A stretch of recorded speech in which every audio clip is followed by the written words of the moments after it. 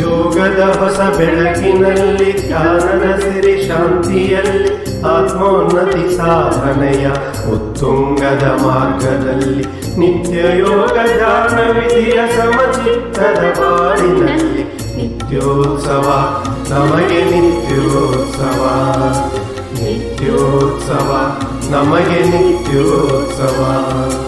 ಯೋಗದ ಹೊಸ ಬೆಳಕಿನಲ್ಲಿ ಧ್ಯಾನದ ಸಿರಿ ಶಾಂತಿಯಲ್ಲಿ ಆತ್ಮೋನ್ನತಿ ಸಾಧನೆಯ ಉತ್ತುಂಗದ ಮಾರ್ಗದಲ್ಲಿ ನಿತ್ಯ ಯೋಗ ಧ್ಯಾನ ವಿಧಿಯ ಸಮಚಿತ್ತದ ಬಾಳಿನಲ್ಲಿ ನಿತ್ಯೋತ್ಸವ ನಮಗೆ ನಿತ್ಯೋತ್ಸವ.